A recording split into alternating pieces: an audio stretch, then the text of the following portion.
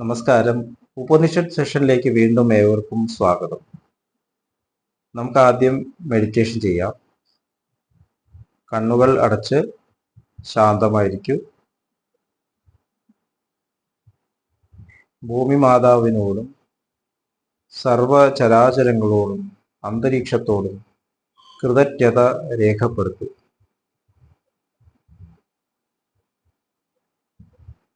ഭൂമി മാതാവിൽ നിന്നുമുള്ള healing energy കാലുകളിലൂടെ പ്രവേശിച്ച് ശരീരം മുഴുവൻ വ്യാപിക്കുന്നതായും ശരീരത്തിലെ എല്ലാ ഭാഗങ്ങളെയും എല്ലാ കോശങ്ങളെയും റിലാക്സ് ചെയ്യാൻ സഹായിക്കുന്നതായും അനുഭവിക്കൂ.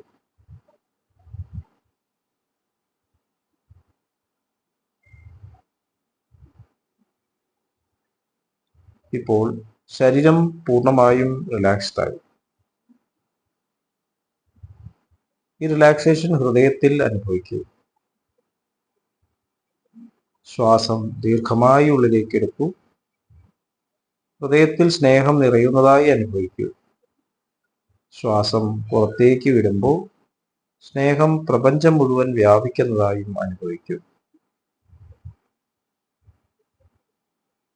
ഹൃദയത്തിൽ കുടികൊള്ളുന്ന സ്നേഹത്തിന്റെ സ്രോതസ്സിൽ നിന്നും ഉദ്ഭവിക്കുന്ന ദിവ്യപ്രകാശം മനസ്സിനെ ആകർഷിക്കുന്നതായി അനുഭവിക്കൂ.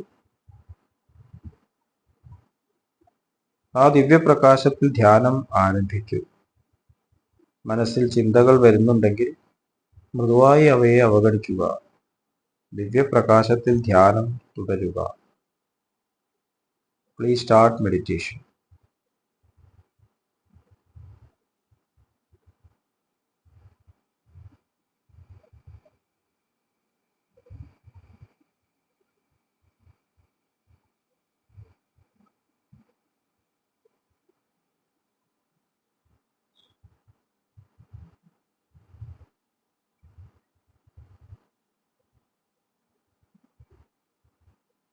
ഓക്കെ, ആ കണ്ടീഷൻ നിലനിർത്തി എല്ലാവരെയും ഹൃദയങ്ങൾ സ്നേഹത്താൽ കണക്റ്റഡ് ആണെന്നും നമ്മുടെ എല്ലാവരെയും ഹൃദയങ്ങൾ ആ ദിവ്യ സ്രോതസ്സുമായി കണക്റ്റഡ് ആണെന്നും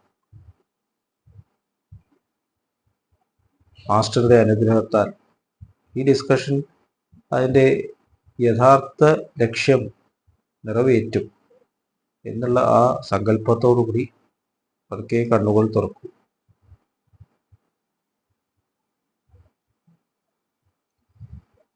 എല്ലാവരെയും ഹാർദമായി സഹജമാർഗ് ഹാർട്ട്ഫുൾനെസ് മെഡിറ്റേഷനിലേക്ക് സ്വാഗതം ചെയ്യുന്നു. എങ്ങനെ ഈ സിസ്റ്റത്തിൽ ജോയിൻ ചെയ്യാം, ഇതിൻ്റെ ഡീറ്റെയിൽസ് ഡിസ്ക്രിപ്ഷൻ ബോക്സിൽ കൊടുത്തിട്ടുണ്ട്. നമ്മൾ ഛാന്തോഗ്യ ഉപനിഷത്താണ് ഡിസ്കസ് ചെയ്യുന്നത്. അല്ലെ 3-ാമത്തെ അധ്യായത്തിലെ 8-ാമത്തെ ഖണ്ഡം, ഒന്നാമത്തെ ശ്ലോകം. അഥ യത്തൃതീയമമൃതം തദാദിത്യ ഉപജീവന്തി വരുണേന മുഖേന ച വൈ ദേവാ അനന്തി പിബന്ദേതദേവാമൃതം ദൃഷ്ട്വാ തുഷ്യന്തി തൃപ്യന്തി.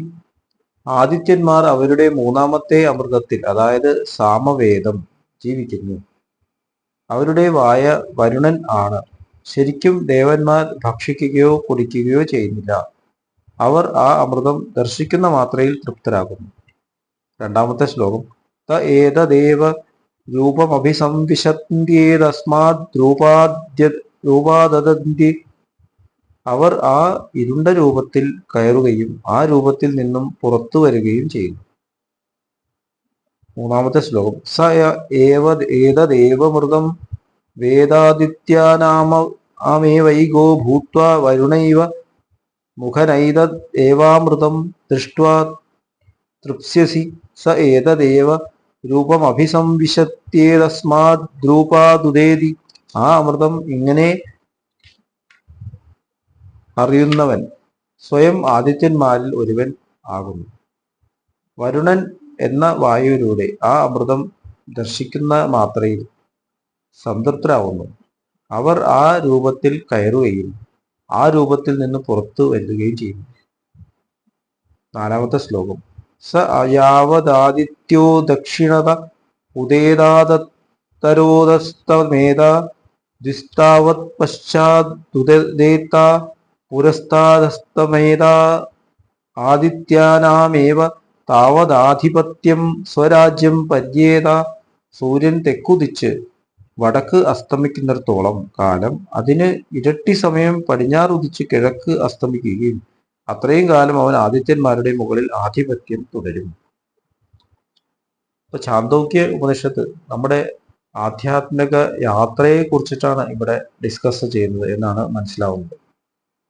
നമ്മൾ കഴിഞ്ഞ സെഷനിൽ ലാലാജി മഹാരാജ് ഋഷിമാർ എന്ന് പറഞ്ഞാൽ എന്താണ്, മന്ത്രദ്രഷ്ട, അതില് ക്ലാസിഫിക്കേഷൻ യന്ത്രദ്രഷ്ട, തന്ത്രദ്രഷ്ട, മന്ത്രദ്രഷ്ട. ഹയ്യസ്റ്റാണ് മന്ത്രദ്രഷ്ട. ഇപ്പൊ യന്ത്രദ്രഷ്ട എന്നുള്ള തരത്തില് രുദ്രന്മാർ എന്നുള്ളത് ഈ പ്രപഞ്ചത്തിലുള്ള ഇൻസ്ട്രുമെന്റ്സ്, മെക്കാനിസംസ് ഹാൻഡിൽ ചെയ്യുന്ന ഇൻസ്ട്രുമെന്റ്സ്, അവയെ മാനേജ് ചെയ്യുന്ന രുദ്രന്മാർ. നമ്മളത് ഇൻസ്റ്റിറ്റ്യൂഷനിലും ഓർഗനൈസേഷൻ വർക്ക് ചെയ്യുന്ന വർക്കേഴ്സായിട്ട് നമ്മൾ തുലനം ചെയ്തു. നമുക്ക് നോക്കിയാൽ ഒരുപാട് ജീവജാലങ്ങൾ ശരീരങ്ങളിലൂടെ പ്രവർത്തിക്കുന്നു. ഈ ശരീരങ്ങളിലൂടെ പ്രവർത്തിക്കുന്ന ആ മെക്കാനിസം അത് മനസ്സിലാവുമ്പോൾ യന്ത്രദ്രഷ്ടാവുന്നു എന്നാണ് മനസ്സിലാവുന്നത്. അപ്പോൾ അതിൻ്റെ മുകളിൽ റെഗുലേറ്റ് ചെയ്യാൻ പറ്റുന്നു ശരീരങ്ങളെയും ഇന്ദ്രിയങ്ങളെയും റെഗുലേഷൻ. അതിനേക്കാളും ഹയർ സ്റ്റേറ്റ് ചലനങ്ങളെ, ഇതിന്റെ പുറകിൽ വർക്ക് ചെയ്യുന്ന കറൻസ്, അത് അറിയുന്നവൻ തന്ത്രദ്രഷ്ട എന്ന് പറയും. അപ്പൊ ആ ഒരു ലെവലിലേക്ക് എത്തുമ്പോഴാണ് ആദിത്യനാവുന്നത്. അപ്പൊ രുദ്രനിൽ നിന്നും ആദിത്യനിലേക്കുള്ള ആ യാത്ര. അപ്പൊ അങ്ങനെയാകുമ്പോൾ വരുണൻ വായയാവുന്നു എന്ന് പറയുന്നു. നമ്മുടെ ഈ യാത്രയിൽ നമ്മുടെ മാസ്റ്റേഴ്സ് പറയുന്നുണ്ട്, ഓരോ ചക്രത്തിന് അടുത്ത ചക്രത്തിലേക്ക് പോകുമ്പോൾ ഒരു വേവ് പാറ്റേണിലാണ് പോകുന്നത്. അപ്പോൾ ഫസ്റ്റ് പോയിന്റിൽ മുകളിൽ കാണുന്നത് ഹയർ റീജിയനും ലോവർ റീജിയൻ താഴെയും കാണും. സെക്കൻഡ് പോയിന്റ് ആകുമ്പോൾ അത് ഓപ്പോസിറ്റ് ആവുന്നത്. ഇതിങ്ങനെ റൊട്ടേഷൻ, മുകളിൽ കാണുന്നത് ലോവറും താഴെ കാണുന്ന അപ്പുറം, ഇങ്ങനെ തിരിഞ്ഞിരിഞ്ഞ് പോകുന്നതാണ്. അപ്പൊ അതായിരിക്കാം ശാന്തോക്യ ഉപനിഷത്ത് ഇവിടെ പറയുന്നത് പടിഞ്ഞാറ് ഉദിച്ച് കിഴക്ക് അസ്തമിക്കുന്നു. അപ്പൊ നമ്മുടെ ഭൂമിയിൽ ഇവിടെ നിൽക്കുമ്പോൾ കിഴക്ക് ഉദിച്ച് പടിഞ്ഞാറ് അസ്തമിക്കുന്നു. അതിന്റെ ഓപ്പോസിറ്റാണ് പിന്നെ ഫീൽ ചെയ്യുന്നത്. അപ്പൊ ടൈമിനെ ട്രാൻസെൻഡ് ചെയ്യുന്നു. കിഴക്ക് പടിഞ്ഞാറ്, തുടക്കം അവസാനം, ഭൂതം ഭാവി, ഈ തരത്തില് സമയത്തിന്റെ പരിധികൾ ട്രാൻസെൻഡ് ചെയ്ത് നമ്മൾ പോവുക. നമ്മൾ ഇവിടെ ഭാവി എന്ന് പറയുന്നത് ഹയർ റീജിയൻസ് എത്തുമ്പോൾ ഭാവിയല്ല, അവർക്ക് ഓൾറെഡി സംഭവിച്ചു കഴിഞ്ഞു. നമ്മളത് ഇവിടെ കാണുമ്പോഴേക്കും അത് സംഭവിച്ചു കഴിഞ്ഞു. ഒരു ഉദാഹരണം പറയാം. ബസ്സിൽ താഴെ യാത്ര ചെയ്യുന്ന, മുകളിൽ പ്ലെയിനിൽ യാത്ര ചെയ്യുന്ന വ്യക്തികളെ നോക്കും. പ്ലെയിനിൽ യാത്ര ചെയ്യുന്ന ആളും നേരത്തെ കൂട്ടി കാണുന്നു, മുമ്പിൽ ബ്രിഡ്ജ് തകർന്നിട്ടുണ്ട്, താഴേക്ക് ഇൻസ്ട്രക്ഷൻ കൊടുക്കും, അങ്ങോട്ട് പോകണ്ട, അവിടെ ബ്രിഡ്ജ് പൊളിഞ്ഞിട്ടുണ്ട്. അപ്പൊ നമ്മൾ GPS ഒക്കെ ഉണ്ട്, GPS എത്രയോ മുൻകൂട്ടി കാണുന്നു വരുന്ന ബ്ലോക്ക് ഉണ്ട്, അവിടെ ഈ റോഡ് ബ്ലോക്ക് ആയിട്ട്. എങ്ങനെയാണ് അത് കാണുന്നത്? കാരണം ഹയർ ലെവലിൽ നിന്നാണ് കാണുന്നത്. അപ്പൊ നമ്മുടെ ഭാവി, ഫ്യൂച്ചർ എന്ന് പറയുന്നത് അവിടെ വർത്തമാനകാലമായി.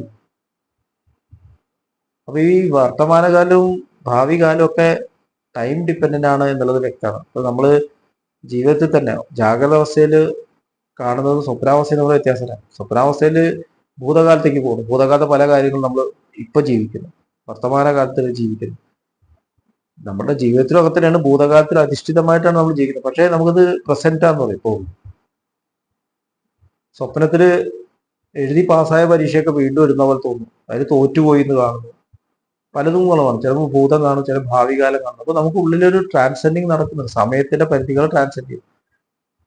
അപ്പൊ ഇതായിരിക്കാം ഉപനിഷത്തില് ഇവിടെ പറയുന്നത്. നമ്മൾ യാത്ര തുടരുമ്പോൾ നമ്മൾ ഹയർ ലെവൽസ് എത്തും. അപ്പൊ നമുക്ക് ലോവർ ലെവൽസിന് മുകളിൽ ആധിപത്യം വരുന്നു. ഒരു ലെവൽ ഓഫ് സിംഗുലാരിറ്റി അടുത്ത ലെവൽ ഓഫ് സിംഗുലാരിറ്റിക്ക് യാത്ര എന്ന് മനസ്സിലാവും. ഒരു ലെവൽ ഓഫ് സിംഗുലാരിറ്റി എന്ന് പറഞ്ഞാൽ അതിൽ EIOU എന്നുള്ള ഘടകങ്ങളിലൂടെ acquire, enliven, imbibe, become one and unite, നമ്മൾ അതിന്റെ എസെൻസ് ആയിട്ട് മാറും. അത് അടുത്ത കോൺഷ്യസ്നസ്സിലേക്ക് ഓപ്പൺ ചെയ്യാൻ പറ്റുന്ന തരത്തിലാവും. നമ്മൾ 1ാം ക്ലാസ് പഠിച്ച അതിന്റെ എസെൻസ് മനസ്സിലാകുമ്പോൾ അത് 2ാം ക്ലാസ്സിൽ അൺഫോൾഡ് ചെയ്യും.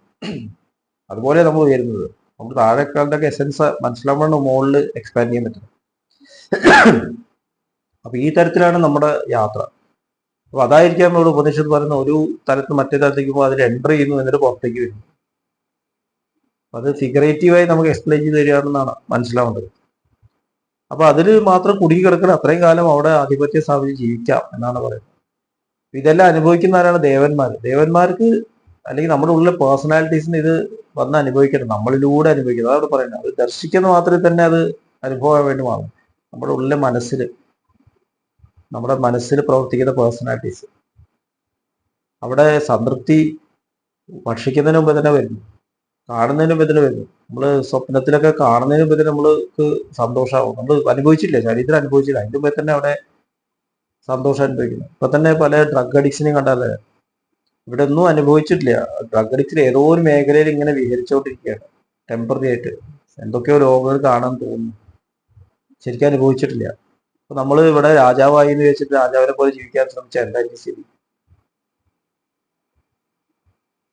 അപ്പൊ ഈ ഒരു കണ്ടീഷനാണ് നമ്മൾ ഏതെങ്കിലും ഘട്ടത്തിൽ തങ്ങിപ്പോവാണെങ്കിൽ ഉണ്ടാവുക. ബാബുജി മഹാരാജ് അവധൂത ഗതി എന്ന് പറയും. നമ്മുടെ യാത്രയിൽ സ്പിരിച്വൽ എലിവേഷൻ ഓരോ ഘട്ടത്തിലും നമ്മൾ ഈ തരത്തിലുള്ള ലെവൽസ്, നമുക്ക് താഴെയുള്ള ലെവൽസ് കൺട്രോൾ വരുന്നു. അപ്പം മതി എന്ന് തോന്നിക്കഴിഞ്ഞാൽ മുന്നോട്ടുള്ള യാത്ര തടസ്സപ്പെടുന്നു. ഇപ്പൊ മാസ്റ്റേഴ്സ് പറയും, സഹജമാർഗത്തിൽ പറഞ്ഞ് ലക്ഷ്യം ഉറപ്പിക്കണം. നമുക്ക് ആദിത്യനും രുദ്രനും ഒന്നും എല്ലാം കൊണ്ട് നമുക്ക് വേണ്ടത് ഇതെല്ലാം ട്രാൻസെൻഡ് ചെയ്തിട്ട് മാസ്റ്റർ പോലെ ആയിത്തീരണം. സഹജമാർഗത്തിൽ O master the what the real goal of human life എന്നാണ് പറയുന്നത്. നമുക്ക് നൽകുന്നത് മാസ്റ്റർ തന്നെയാണ്, ട്രാൻസ്മിഷനിലൂടെ മാസ്റ്റർ തന്നെ തരും. അതുകൊണ്ട് നമ്മൾ ഇതൊന്നും തങ്ങി നിൽക്കാനുള്ള സാധ്യത തന്നെ ഇല്ല. ശരിക്കുള്ള ഒരു അഭ്യാസിക്ക് ഇതൊന്നും ഒരു പ്രശ്നം തന്നെയാവില്ല. നമ്മളെപ്പോഴും മാസ്റ്ററെ മാനിഫെസ്റ്റ് ചെയ്യുന്നതാണ് ശ്രദ്ധിക്കുന്നത്, അല്ലാതെ നമുക്ക് ലഭിക്കുന്ന ഫംഗ്ഷനിലോ പൊസിഷൻസിലോ നമ്മൾ ഒരിക്കലും അഹങ്കരിക്കുകയോ അവിടെ തങ്ങി നിൽക്കുകയോ ചെയ്യില്ല. അപ്പൊ ഇത്രയും പറഞ്ഞുകൊണ്ട് ഇന്നത്തെ ഡിസ്കഷൻ ഇവിടെ അവസാനിപ്പിക്കാം. അടുത്ത സെഷൻ വരെ വിട വാങ്ങുന്നു. നന്ദി, നമസ്കാരം.